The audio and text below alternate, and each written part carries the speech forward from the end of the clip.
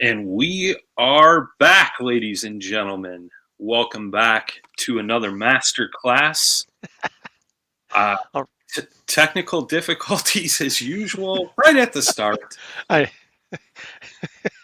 It wasn't my fault this time.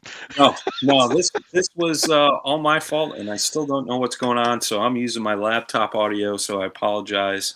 But nobody wants to hear me talk, anyways. They want to hear you. That's not entirely true. Uh, anyway, welcome everybody to the masterclass tonight. Make sure you're commenting on the stream where you're from. We love to see where you're from. It's always nice to see where people are, what they're doing, and what they're up to. Even post weather sometimes. That's always entertaining as well. I don't know. PJ's in South Dakota. We may not want to know how the weather is there. I don't know. I There, don't there's know. there's some cold fronts moving through the Midwest. I know that much. Hey man, we got one of the weather reports for our area calling for possible snow. 25% chance of snow here on Monday, which is kind of wild. I don't think it'll happen. We got the same thing for Saturday here in the Chicago area. All So right, all right. we'll see. We'll see. Um, first, before we dive into it, just wanted to bring up it is the November build sale going on Woo! now at Dubro. For the month of November, spend 50 or more, save 20% off. Use the promo code all caps BLD26, and that'll save you 20% off. So, Awesome. oh, I PJ like said, to nice build. day, currently 48. We're not much warmer here. So, 48? 40? I think it got up to 62 here. yeah, I think it was a frothy 50 here. Yeah. Frothy. Yeah. That's very descriptive. I don't know want to know why it's frothy, but there. That's funny. Oh boy. Well, how Well, you been, Brian? I'm good. I'm good. Excited to be back again in the master class here. I know Yeah, buddy. you've been busy in the shop doing some Indeed. cool reflective type stuff.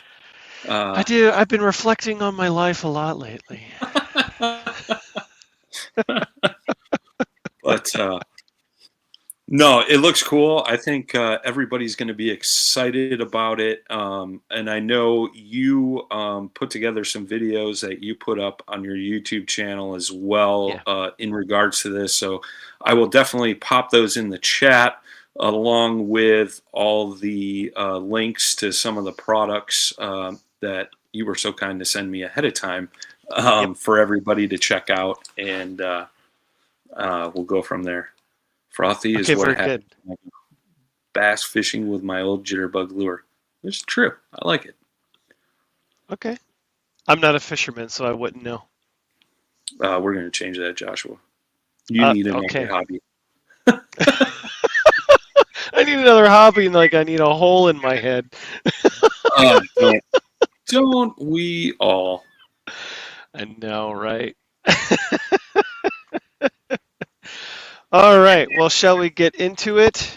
Yes, sir. All right. Very good.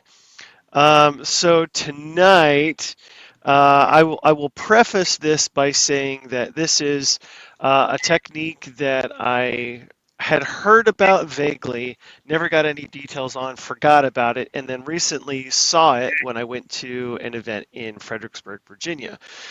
So this is not a new technique. And in fact, Dynamic RC was kind enough to reach out to a mutual friend of ours and pass along a message to me that Carl, I can never pronounce, ba- Bachauer, I think, built a 200 plus inch B36, six engine. Anyway, use this technique. It's beautiful. Um, but the whole idea is that we are going to, well, I have essentially covered the entire model in a very reflective vinyl. Okay. And the reason for this is because The Ryan PT-22 Recruit had a monocoque fuselage. Raise your hand, everybody in the room, if you know what monocoque means. um, so monocoque simply it's the stressed skin provides the strength of the fuselage. So it's not necessarily from stringers or spars or anything within the fuselage. The main strength comes from the shell itself. And being one of the first aircraft of the United States Army Air Force at the time to feature this, I thought it was important that it be featured. A lot of the collector's airplanes that you see out there do have this very polished finish to them. And I thought, you know what?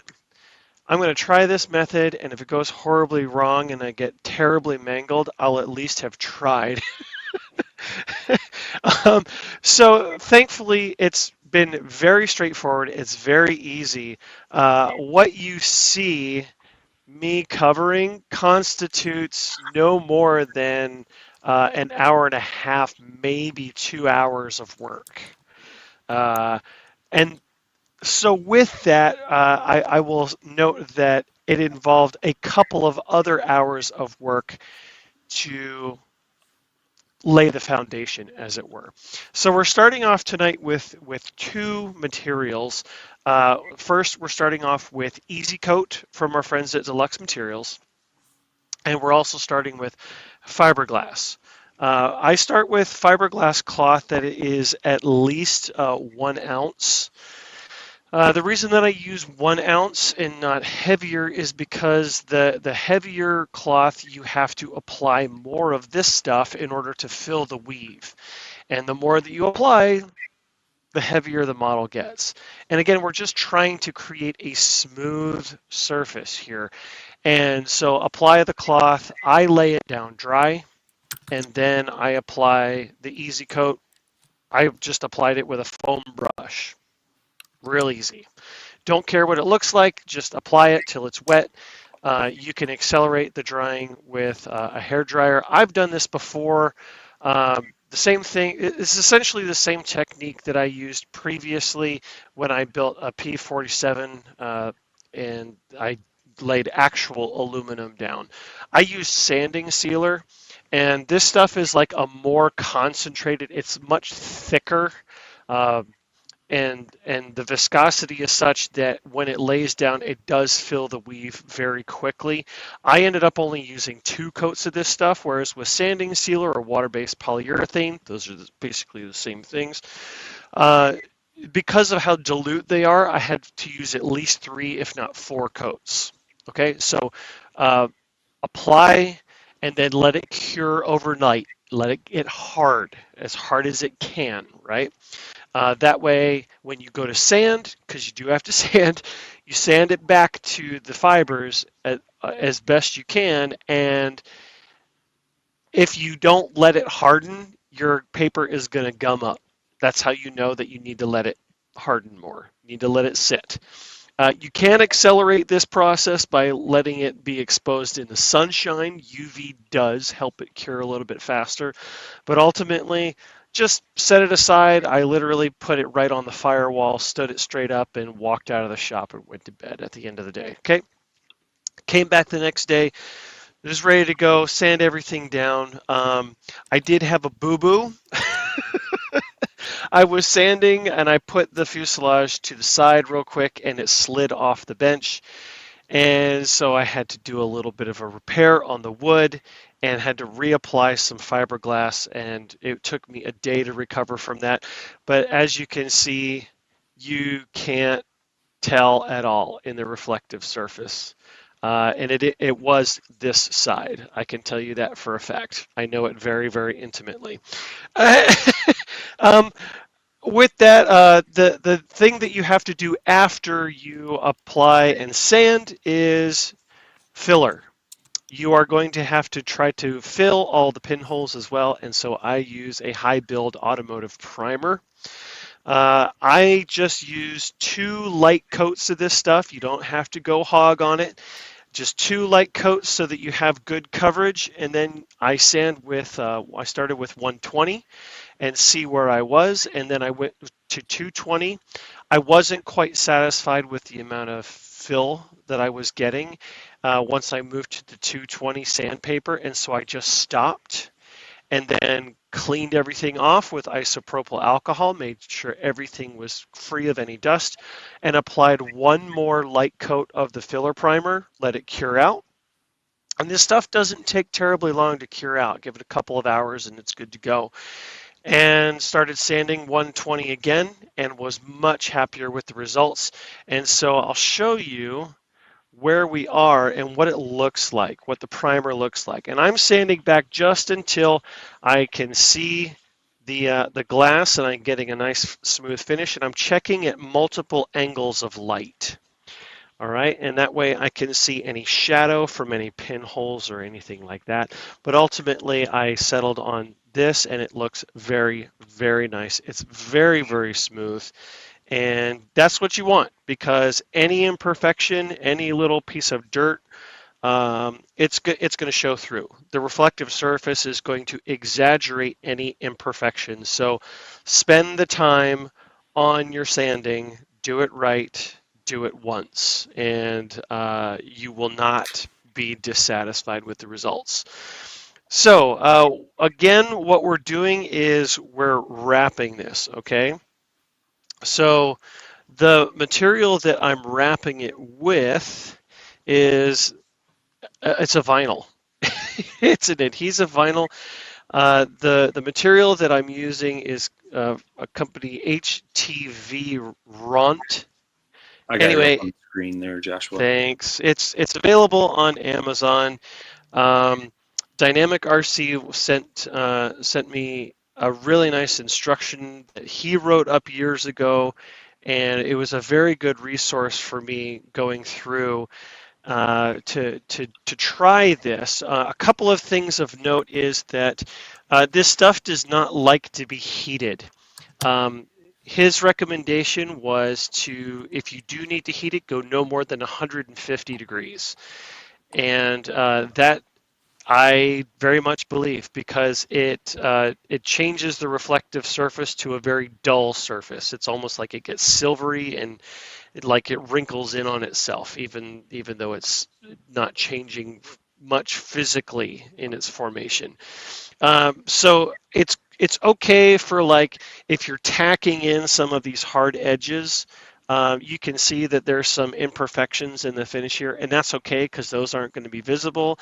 Like some of the additional hangover pieces, like here, where we make little recess cuts to go around curves, that's okay too. But it's like this area, the area that's exposed, you just don't want to touch any heat at all if you can't help it. Um, And then in terms of working the material, it's really quite straightforward. You essentially want to work as much as you can from the center out. Whether it's centered, like doing a center line and work down and then work back up. Working on some of these larger pieces, like this is all one piece. That was very challenging to do. That's why I did that off camera, so I didn't look foolish to you and you didn't get too terribly bored. But I did leave these 2 pieces so that I can show you some of the tips, tricks, and the techniques that I'm using. So that said, we're going to need a couple of tools. The first one that I'm going to talk about is your squeegee. This is essentially a felt tipped squeegee, and I have been keeping this in the bag because this stuff, you run it over the covering and it can scratch it. So if you have dirt embedded in the felt, it can leave pretty heavy gouges. There is a clear protective film on the outside that you remove once you've applied the film, but after that, it's all over. and once you have some of this applied, you'll see what I mean. So this is important. That's your main application tool. The other thing that you will need is this vinyl tape. This is 1/4-inch vinyl tape, and you can see that I've applied it in strategic areas. And the reason for this vinyl tape is it essentially leaves you a 3-dimensional structure as a visual cue of where you need to go. You essentially plan out your actual panel lines. And I drew with a pencil all the panel lines all over this plane, and you just run this tape along those lines. And you're able to plan your overlap as well. You essentially want to cover everything from back to front and also from bottom to top. So an example would be here on the rear. The sections that I did in the rear, I started at the very bottom on one side and then the other. There's a seam up the middle, and worked from the bottom up to the top, because that is typically how they build these airplanes in the full scale. And so you have an overlap of the panels that goes from top to bottom as well as from front to back. Okay, so that is the procedure. So you just build everything in reverse that you see it.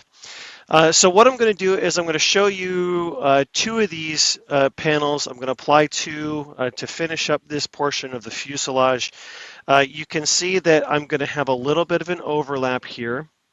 And this is roughly 2 millimeters, or about 1/16 of an inch for you imperialist swine. And I will essentially have 2 visual cues here, and it'll be subtle, but I will hold this up to the camera once we get to that point, and you'll see what I mean. And like just holding my hand in front, like I'll hold my water bottle, and it's just super, super reflective. All right, so let's have some fun. I'm going to put a couple of these things aside to get them out of my way. And I did drop links to everything down in the chat, from the applicator to the vinyl wrapping, tape, everything that Joshua mentioned. awesome, thanks, Brian. No, thank you. All right, so because I like to throw things on the floor of my shop, I've tossed the backing that I just peeled off. So this is now sticky, and I'm taking the sticky side and I'm gonna fold it in half. And the reason I'm gonna fold it in half is I'm gonna try to apply this in the middle, as close to the middle as I can. I'm gonna run my applicator up and down this, and I'm gonna hold the top while I work down the bottom. I'm just rubbing this into place.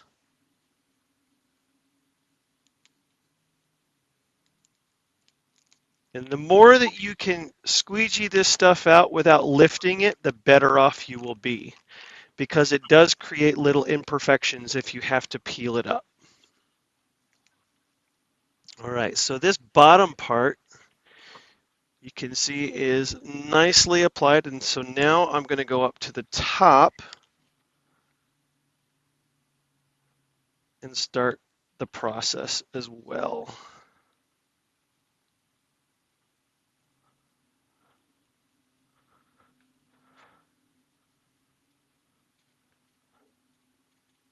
All right. Another great tool that I have been making good use of as part of this process is something that Dubro sells that is actually advertised for race cars, RC race cars. Scissors, these little scissors.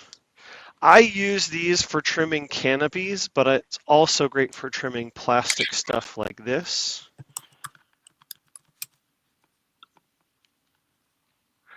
So I am just trimming off the excess.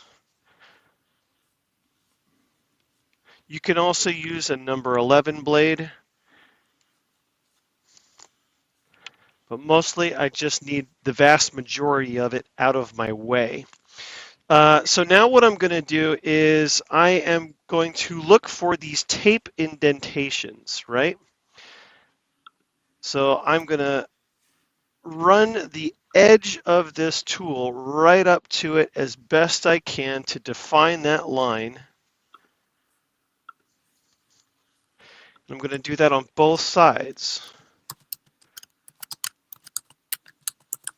And obviously, if you have a front or a back, you need to do that there as well. I don't on this particular panel, but that's okay. So now, the easiest way I have found to remove this clear film is you take a sticky side, have it stick to your finger, have a piece of tape on hand, and stick it and pull. And then this just comes right off. And it goes directly into the garbage. Okay? So now you have this raw finish that you don't really want to rub on anymore because you risk scratching it. But now I'm going to use a fine tip Sharpie, not a blunt one. And I am going to find the edge that overlaps the previous panel, and I am going to score that with my fine tip Sharpie.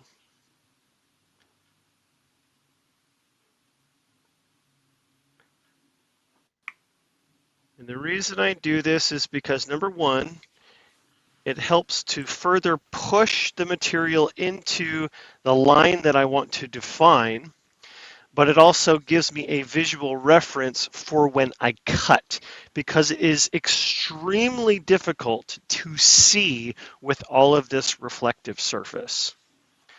So I'm going to do that on the top up here as well, on this line.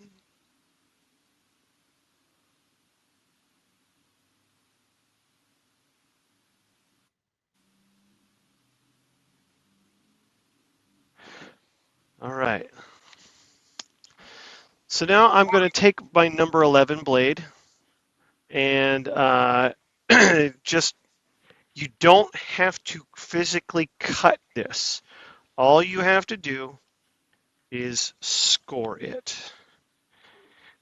And you just simply score it where you just drew a line.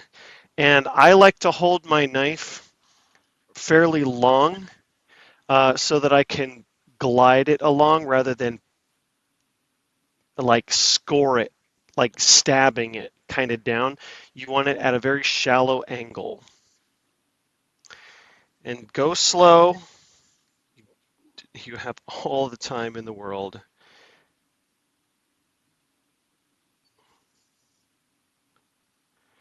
And sometimes you do have to stop, reposition yourself because the light and the angle has changed. All right, so now that I have that, I didn't cut through on this part. All I did was score it.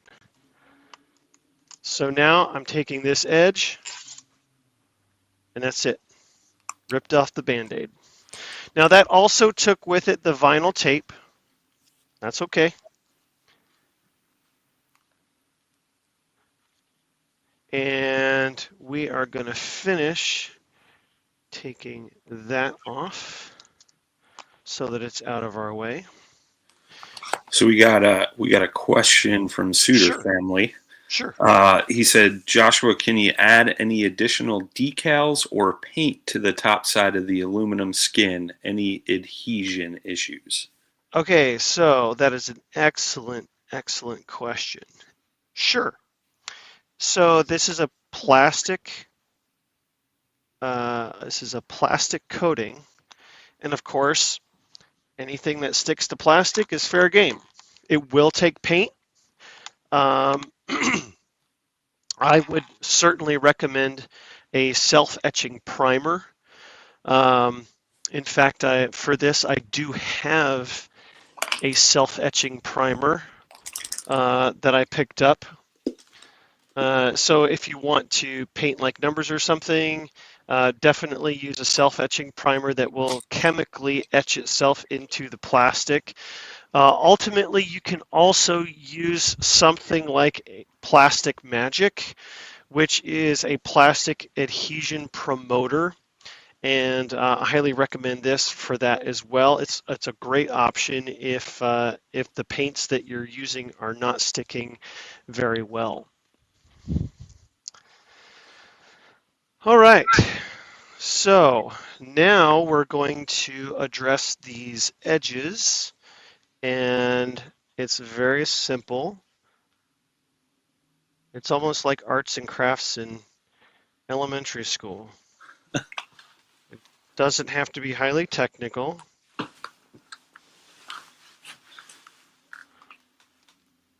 And I'm just going to do one little tab at a time, giving nice firm pressure with my finger. Because again, this isn't going to be visually seen. This is just a termination point since we've got this hatch that will go here. The reason that I am prepared for the paint is that this section, even though we're covering it with this metallic surface, it will in fact be partially painted because there was green paint applied to this surface as an anti-glare, anti-reflective surface. And so since the pilot or co-pilot would be sitting here, they don't want things reflecting off of the surface to blind them when they're trying to fly an airplane, right? So that is part of a skill detail that I will be doing. And if you look at most of the examples that are in museums, not privately owned ones, the paint is actually a matte color. It is not glossy. Something to take note because matte paints reflect less light. And so it helps solve the problem. If you paint something glossy, it doesn't really solve that problem.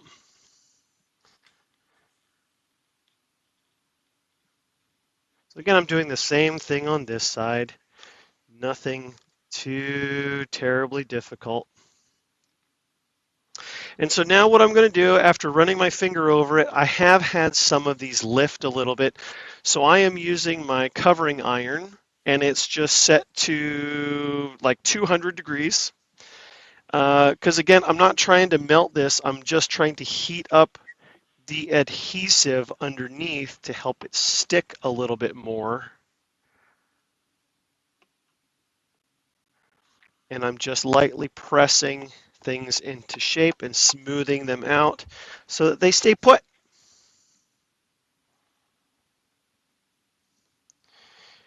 And then we say, that ain't going nowhere. All right, so we also have a couple of holes for further details. You can see these holes here.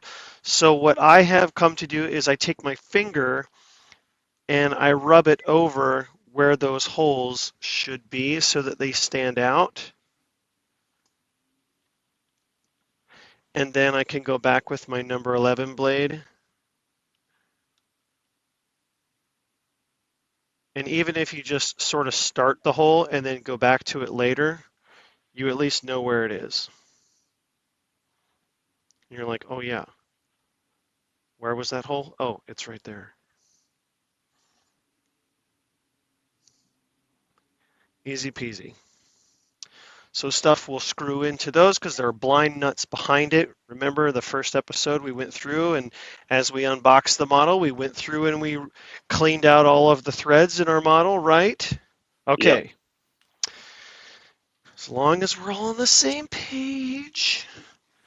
So now we're going to go ahead and pull this vinyl tape off, and we're going to stick it right back down with our little bit of overlap.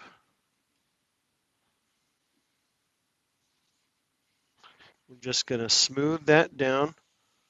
Make sure our surface is clean of any dust. I've been talking a lot, so I want to make sure that it's dry too, because I might be spitting as I talk. I'm serious. I'm being careful here. I only want to do this once. I don't want to do it twice.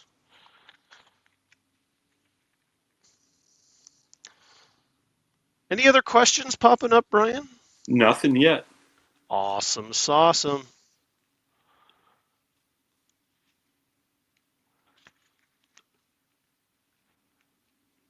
I do have more that I need to cover, and this is actually at the end of the roll. Had I not screwed up one of the large panels, I would have had enough material for the whole fuselage. But I did mess up once.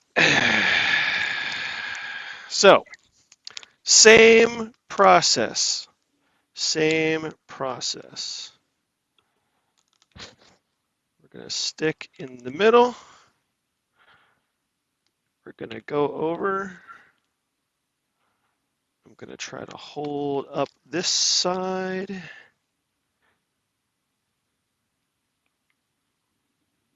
So we do have a question.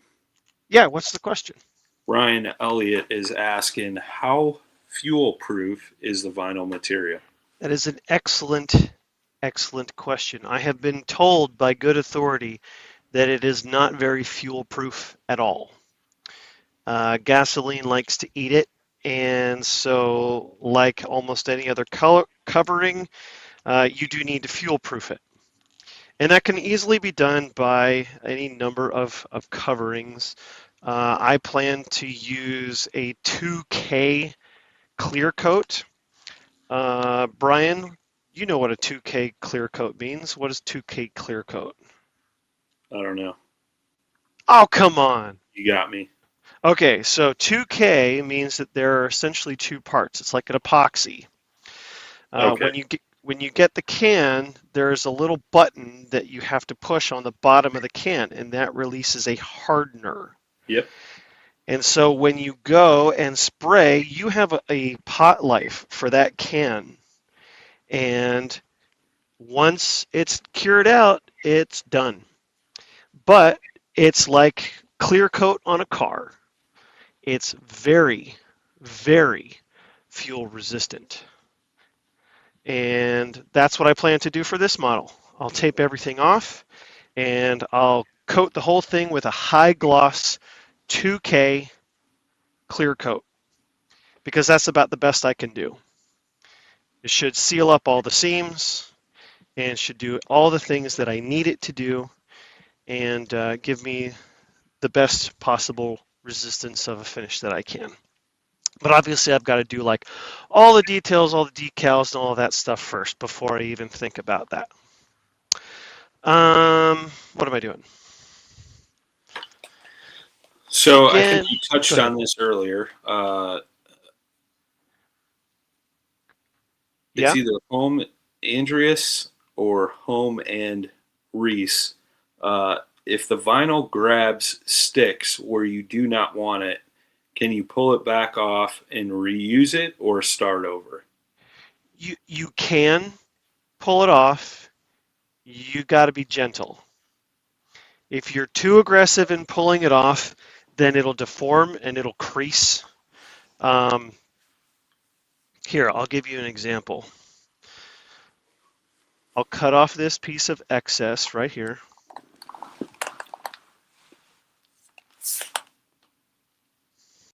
Okay, so looks pretty normal, right? So I'm just going to stick it right here. I'm going to take off that clear piece because it's getting in the way. So I'm just going to stick it right here on this piece of wood, and I'm going to pull it off. Okay, so number one, it's peeled up wood grains from the adhesion, okay? So it's not going to stick down very well after that. So that's number one. Number two, I'm going to apply it. So say it sticks on another piece of vinyl. Those pieces where it slowly peels up, where it sticks, see how it stretches and there's imperfections in it? That's what you're dealing with. You can smooth those out to a degree, but it will not be perfect. In fact, I will show you some right there. There is some minor discoloration through here where I did peel up a little bit. It's on the belly, and I kind of don't care.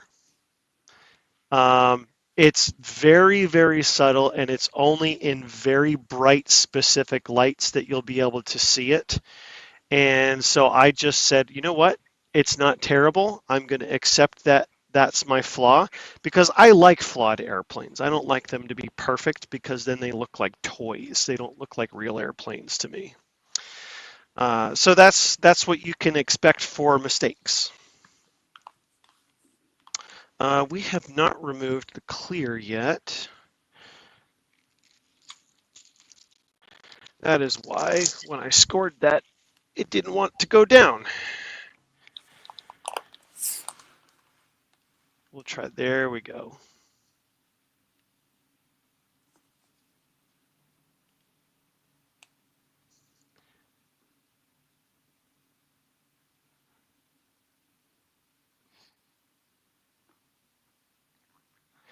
So what I'm done with this panel, I'll hold it up close so that you can see what I mean by these panel overlaps.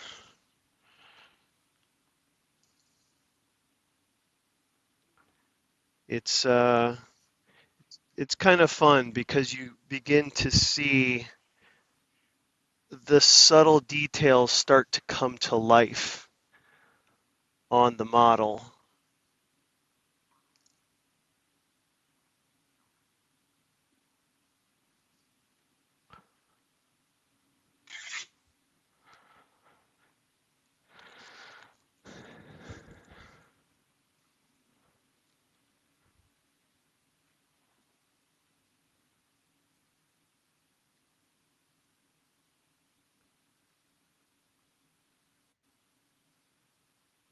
Now, I will also say that I am using a very brand new, fresh number 11 blade. Don't use something that's old and tired because it could snag on this and start tearing rather than scoring or cutting, and that would not be a good time.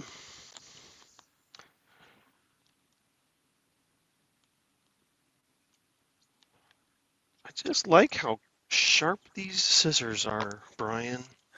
Thanks for making a good product. Try. Speaking of which, did you have a question in mind for this evening? I sure did. I think it's time for a giveaway. All right, let me pull up my reference here. So the landing gear on the Orion PT-22 is quite unique, particularly for other Ryan aircraft too, like the Ryan STA. The landing gear for the STA made use of a forked landing gear that the tire would go through, but the tires on the PT-22 are on the outside of the undercarriage, and that gave the stance an additional 12 inches from wheel center. So that helped with ground handling and stability, obviously.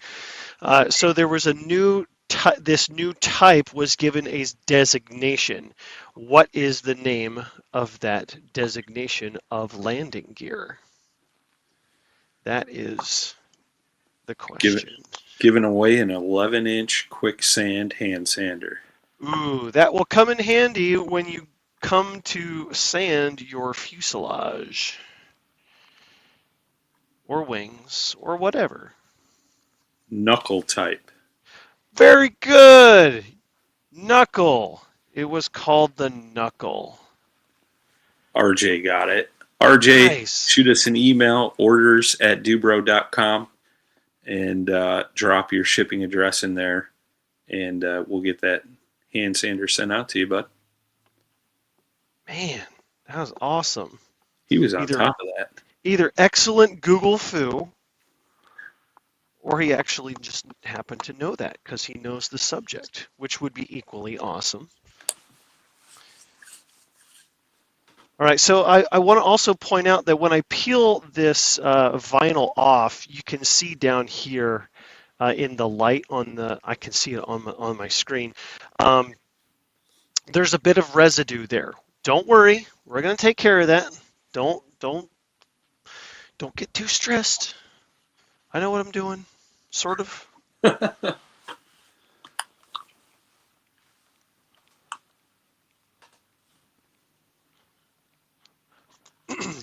So there is a very specific reason why I mentioned the fine tip Sharpie marker. The reason being is that Sharpie can be removed from plastics using what solvent, Brian? Do you know this? Mineral spirits? Maybe. Want something that's a little less noxious. Uh, A little more flammable. Alcohol? Yeah. Alcohol. Everybody was in the chat. Yeah. Isopropyl alcohol. Easy peasy.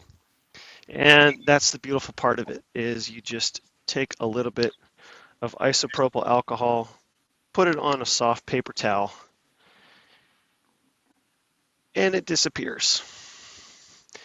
And all of the marker disappears as well. It goes right onto your cloth. So that's the final cleanup step. Got all of your residue off. All your lines are down. And everything is shiny, ready to blind you when you fly. All right, so now I want to pick up the model and show you these seams. So in the light, you can see that there are, in fact, two lines. There's the actual cut line, and then there is an embossed line above that. And that's what we're going for. We're going for that panel line overlap look that helps define what each of these panels looks like. Now, the final cheat code that we're going to do, not tonight, is that we will be doing rivets. Okay, we are going to do rivets on this model. Number one, because doing all this reflective work, it's going to look too cartoonish without them. It needs more depth, more texture. And so I have worked out a technique already. Brian, you've seen a preview of this. Does it look cool? It does look cool. All right. This is going to look amazing when it's done. And again, you saw how it just took me less than, half hour, 45 minutes with talking to do these two panels? 43 minutes to be exact, minus right. the 2-minute intro, so about 41. It's not bad. It's not bad to do this technique. It's not hard, and it's cheap. I mean, this roll of stuff was $18, and I've covered the whole fuselage. The easy coat, I think that's another 20, and then the fiberglass, the paint. So you're talking about a finish that is as good as like Oratex or really high quality finish, and ultimately at the end of the day this is going to look phenomenal, and I am extremely happy with the results. Extremely happy. I mean, you can read Dubro Racing in the reflection. Oh my gosh, it's so cool. It's so cool. I dropped the link to that in the chat. I'll do that again, and I also dropped the vinyl covering in there again as well. Any other questions about this technique? Did I miss talking about something?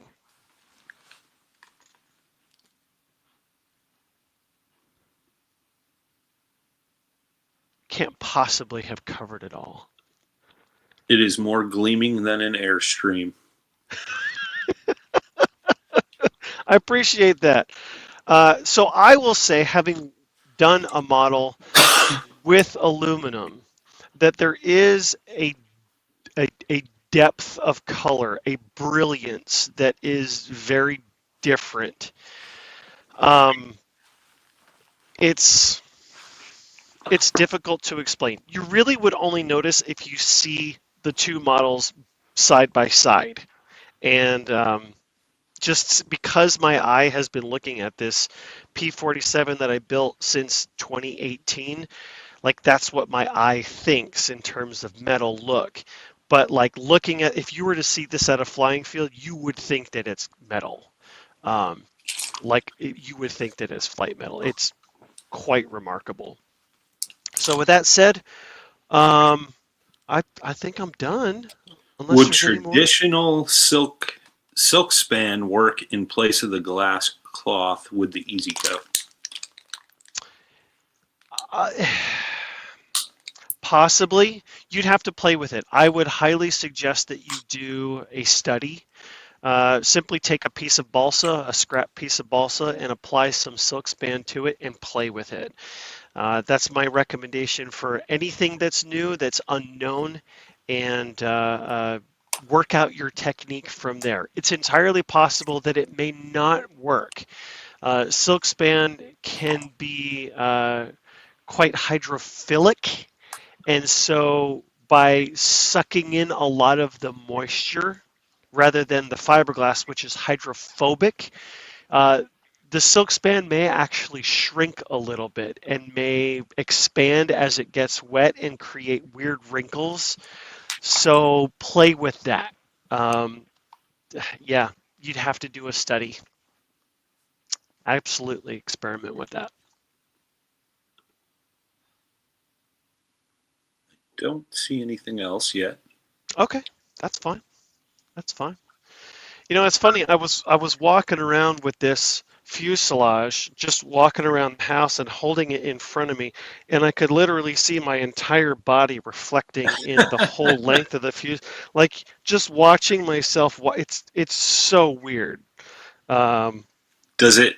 So here's the real question: does it shave a few pounds, or does it add a few pounds? an excellent question. I don't know. I don't know.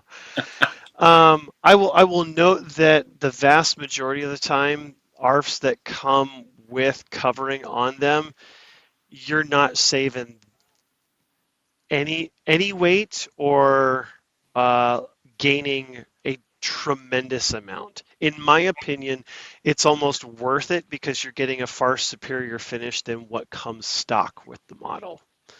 It is a little bit of weight penalty, but almost any good, worthwhile detail on a scale model is going to have a weight penalty associated with it.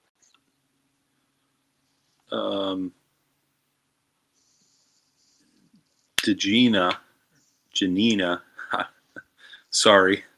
He says he's just dazzled. I cannot get the base surface to adequately finesse, so I've never have to tackle the reflective material. I'm in awe. Yeah, it's literally it's all about surface prep.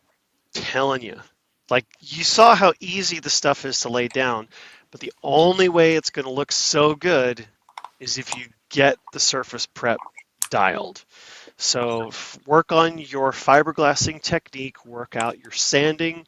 In terms of sanding, I highly recommend foam back padded sanders. Little things like that, like this is cheap stuff from Walmart. And that's once you get to the final stages where you're sanding back the primer. Okay, when you're sanding this back, you don't want to use your fingers because you have irregular pressure points from the shapes of your fingers. And so that can lead to additional creases and bumps and irregularities. Now, some of that can be good because you look at these models as they hang in museums, like they're not perfectly smooth. They're just not. And it kind of bugs me when when people point out imperfections like that, I'm like, real planes aren't that smooth. They're really not. I fly on enough airplanes for work, even airliners. They're not that smooth. No. Um, so just do the best that you can. Use the best tools that you can. I mean, I'm using cheap stuff here, guys. Um, the other thing that I will point out is that if you don't want the the look of a polished surface, you can put a grain in this stuff. So I've got a test piece here, and I have Scotch-Brite pad. This is red Scotch-Brite pad. So I'm going to point you down here, and I am just simply going to rub the Scotch-Brite pad, and it creates a dull grain. And so you can get a grain that way. And then say you have opposing panels, well, you can just do a grain in the opposite direction.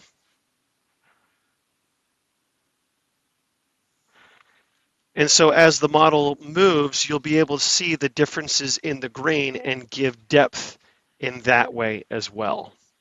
It's very clever and very useful to know that as well. I have been warned not to use sandpaper, and so as a demonstration, I'll take a piece of used 220, and I will go over this same spot. And again, this is reapplied onto a piece of plastic, so a lot of these bubbles that you might see show up. The 220 is about the same. It does make a little bit more dust. It is a little bit more gouging, but I don't think that it's going to cut into this film nearly as much as some people suggest.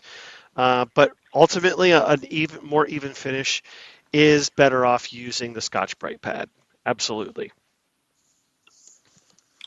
RC Barn said, I just wonder if it could be painted over for a more shiny surface, which I think you touched on as well. Yep, more shiny? How much more shiny do you need? I mean, that's pretty shiny. So anyway, yeah, like I said, if you need to paint something on it, like numbering, lettering, anything like that, an insignia, uh, self-etching primer. Self-etching primer is your best friend because it will etch into the plastic surface. And then alternatively, if you need it, Plastic Magic. I haven't tried yet. I'll let you guys know when I do paint, but the Plastic Magic is designed to promote adhesion on plastics. So, plastics, as you know, are hydrophobic. They repel water naturally, okay? Um, and so a lot of the paints that we use have pigment in them. It's very fine pigment, and they're very stable these days. But nevertheless, they are applied with solvents, and so chemically there may be incompatibilities between the solvents and this particular plastics.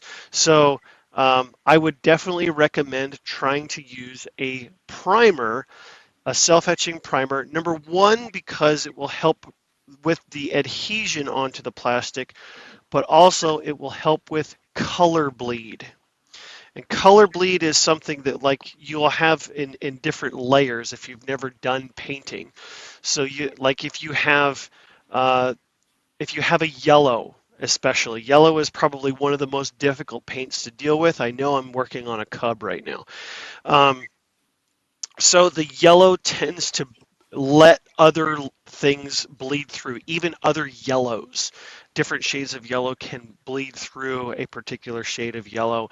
And so if you're going to do like a black or something over top of it, you can try, but you'll also definitely want to have this primer because the primer is going to etch itself onto the plastic and then the paint will adhere to the primer more effectively. So it's all about creating the layers that you need for the adhesion.